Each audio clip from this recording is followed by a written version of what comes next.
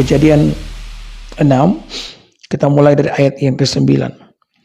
Inilah riwayat Nuh. Nuh adalah seorang yang benar dan tidak bercelah di antara orang-orang sezamannya. Dan Nuh itu hidup bergaul dengan Allah. Ya, sampai di situ dulu ya. Jadi Alkitab menuliskan tentang kehidupan dari seorang yang bernama Nuh, ya. Dikatakan bahwa Nuh ini adalah orang yang benar dan tidak bercela di antara orang-orang sezamannya. Jadi memang pada waktu itu Tuhan sudah mengambil keputusan untuk membinasakan manusia karena hati Tuhan itu menyesal. Sebab dia melihat bahwa kecenderungan hati manusia hanyalah melakukan apa yang jahat. Di mana setiap anak-anak Allah mulai memandang anak-anak manusia. Jadi ada perbedaan ya. Anak-anak Allah yakni orang-orang kudusnya Tuhan. Ya. Sementara anak-anak manusia adalah keturunan dari orang-orang yang tidak takut akan Tuhan. Maka anak-anak Allah ini melihat bahwa anak-anak manusia khususnya yang daughter atau perempuan itu cantik-cantik saudara-saudara. Ya. Dan mereka mulai tertarik dan Alkitab mengatakan mereka mengambil siapapun yang mereka inginkan menjadi istri mereka. Saudara, saya memperhatikan ada satu hal yang persis sama yang membuat anak-anak Allah ini jatuh ke dalam dosa dan menyakiti hati Tuhan. Ada satu hal yang persis sama seperti apa yang dilakukan oleh nenek moyang mereka, yakni Adam dan Hawa. Adam dan Hawa, mereka juga ketika jatuh ke dalam dosa karena mereka melihat, ya, kalau anak-anak Allah ini melihat wanita-wanita cantik, sementara Hawa dia melihat buah dari pohon pengetahuan yang baik dan yang jahat itu, kata Alkitab, atraktif. Atraktif itu menarik mata. Ya. Maka berhati-hati saudara-saudara dengan apa yang kita lihat. Berhati-hati dengan apa yang kita pandang. Karena mata bisa menjadi salah satu jendela atau pintu masuk bagi dosa. Masuk dan berkuasa dalam kehidupan setiap kita. Makanya ada ayat Alkitab mengatakan bahwa matamu adalah pelita tubuhmu. Jika matamu gelap, betapa gelapnya tubuhmu. Di dalam diri manusia ada begitu banyak keinginan. Dan kebanyakan keinginan yang kita miliki adalah keinginan jahat, saudara-saudara.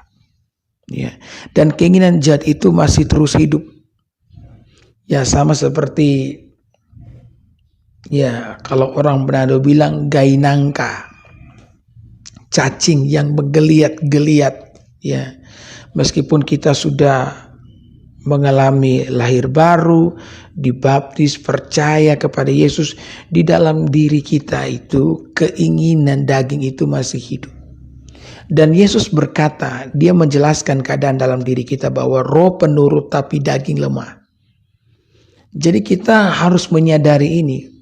Kita tidak boleh memiliki kepercayaan diri yang berlebihan bahwa saudara tidak akan gagal, tidak akan jatuh ke dalam dosa. Saudara harus memiliki kewaspadaan.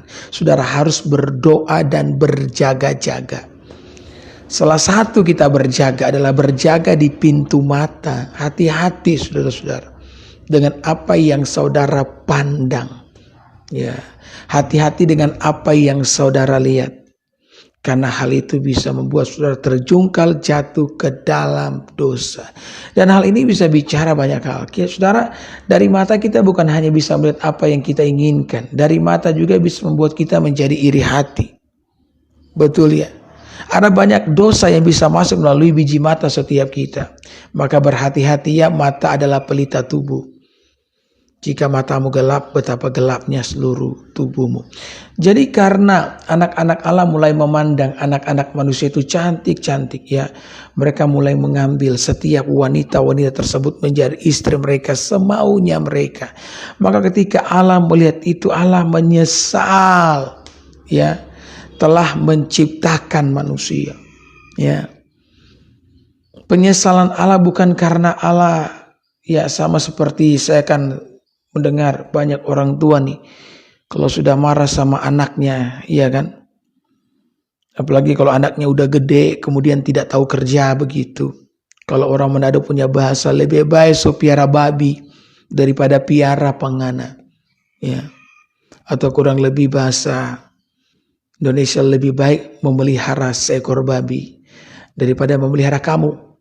Kamu ini udah besar, tapi tiada gunanya. Kalau babi itu sudah besar bisa dijual. Nah itu perkataan penyesalan, iya kan? Tetapi penyesalan Tuhan itu bukan seperti itu. Ketika dia menyesal, dia berduka di dalam dirinya. Kenapa dia berduka? Karena dia tahu bahwa ujung daripada kehidupan manusia itu sendiri, ketika mereka hidup dengan cara mereka seperti itu, adalah kebinasaan. Dan Tuhan tidak ingin saudara-saudara manusia yang dia ciptakan mengalami kebinasaan. Itulah sebabnya dia menyesal dengan semua hal yang telah dilakukannya. Ya. Allah berduka dengan apa yang dilakukannya. Tetapi kemudian saudara-saudara, ada satu orang yang menghibur Allah dari kedukaannya itu. Luar biasa ya. Ada satu pribadi yang hidup di tengah-tengah dunia yang berdosa, tetapi dia hidup dalam kekudusan dan kehidupannya menyenangkan hati Tuhan. Haleluya. Allah yang tadinya berduka ya akibat manusia yang hidup dalam dosa, tiba-tiba mendapatkan penghiburan. Saudara, semua kita butuh penghiburan, ya kan? Ya. Sekarang yang namanya hiburan itu memiliki nilai yang sangat mahal. Baik itu entertain di televisi, di YouTube, ya. Bahkan acara-acara yang seperti itu sekarang saya lihat diperbanyak. Karena memang manusia akhir zaman banyak yang stres, ya, sehingga butuh hiburan, saudara-saudara. Ya. Dulu ndak ada stand up komedi, tahu ya stand up komedi ya, yang lucu-lucu tuh. Ya, ndak ada dulu stand up komedi. Kalau ada pun mungkin hanya dikemas dalam sebuah film, kemudian film itu dibuat lucu-lucu. Tapi kalau orang berdiri kemudian bercerita yang lucu-lucu belum ada zaman dulu. Tapi sekarang kan mulai menjamur banyak kan. Ya, karena orang butuh dihibur dan kita semua ingin dihibur. Ya, coba lihat pariwisata berkembang di mana-mana. Ya, di Kota Bitung khususnya ada satu lokasi namanya Batu Angus. Dulu Batu Angus itu tidak diperhitungkan, sampai kemudian ada media televisi ya datang meliput Batu Angus dan mereka mengeksplor Batu Angus, dan bagus sekali ketika orang-orang mulai melihat di televisi ternyata Batu Angus begitu indah. Ya, saya pun berkali-kali ke sana. Ya, sampai sekarang kalau saya ingin mandi saya lebih suka mandi di situ. Ya, karena bisa lihat ikan dan airnya dalam, saudara-saudara ya. Saya menyelam, menikmati. Dan saya melihat beberapa turis dari luar negeri datang. Salah satu kemarin saya lihat datang dari Korea Selatan tuh. Ya. Bahkan semua orang dari segala penjuru belahan dunia datang untuk menghibur diri. Ya. Kita suka dengan orang-orang yang membawa penghiburan. Bahkan beberapa orang itu suka sekali berteman dengan para waria, banci. Karena mereka tahu waria banci ini suka sekali menghibur. Ya, kalau jalan pergi ke suatu tempat katanya, dan satu mobil dengan waria, itu sepanjang jalan orang Manado bilang ngisi di luar. Sepanjang jalan ketawa katanya, dan mereka senang. Ya, memang semua kita senang dihibur. Kenapa kita senang dihibur? Karena kita membawa image Allah dalam diri kita, dan Allah pun demikian. Allah senang dihibur, dan penghiburan daripada Allah itu datang dari kehidupan manusia yang berkenan di hadapannya. Allah terhibur dengan cara yang seperti itu. Ya, itu sebabnya kenapa Allah menciptakan manusia ya. Saya mendorong saudara nanti dengarkan khotbah saya yang kemarin sore dan kemarin pagi. Dengarkan saudara ya. saya percaya saudara pasti akan mengalami berkat Tuhan dari dalamnya. Ya, Tuhan menciptakan manusia. Tuhan mau bergaul dengan manusia karena Tuhan mendapatkan penghiburan daripada manusia. Bukan karena Allah itu butuh dihibur, saudara, tidak, ya. Tapi dia senang dengan kita. Maka ketika manusia hidup di dalam dosa itu membuat hatinya berduka, grief, duka yang amat dalam. Sampai kemudian ada seorang anak manusia dan namanya Nuh. Nuh ini hidup berkenan di hadapan Tuhan. Dia tidak hidup sama seperti orang sezamannya. Dan Alkitab mengatakan, saudara-saudara, dia bergaul karib dengan Tuhan. Dan tiba-tiba semua kesedihan yang Tuhan rasakan akibat manusia yang hidup di dalam dosa hilang sirna. Karena kehidupan daripada Nuh. Haleluya. Haleluya. Saudara, hal ini bukan pertama kali dicatat Alkitab. Di Alkitab juga ada seorang yang bernama Ayub. Ketika setan datang di hadapan Tuhan. Dan Tuhan bertanya, dari mana kamu setan? Ya, jadi setan datang nih pada saat anak-anak Allah menyembah. Betul dalam kitab Yakobus ya. Bahwa setan itu juga takut akan Tuhan sampai gemetar. Ya. Jadi kita harus punya perbedaan dengan setan. Kalau kita datang cuma menyembah Tuhan. Ya, setan datang loh pada saat anak-anak menyembah Tuhan. Anak-anak Allah menyembah Tuhan. Perbedaannya kita harus takut Tuhan. Karena setan walaupun dia gemetar kepada Allah, dia tidak takluk terhadap perintah Allah. Maka dia berkata, saya dari perjalanan mengelilingi dunia, mencari orang yang dapat ditelan. Ya. Jadi pekerjaan setan traveling. Ya. Tapi bukan untuk menikmati keindahan alam. Dia mencari orang yang dapat dia telan. Dan Tuhan berkata, tidakkah engkau memperhatikan kehidupan daripada hambaku Ayub? Wow. Seolah-olah saudara, kehidupan Ayub itu menjadi tontonan utama Tuhan. Ya, kalau saudara nonton TV, saudara punya program favorit kan? Ya, saya juga punya program favorit di YouTube, saudara-saudara. Ketika saya buka YouTube, saya biasa cari channel itu.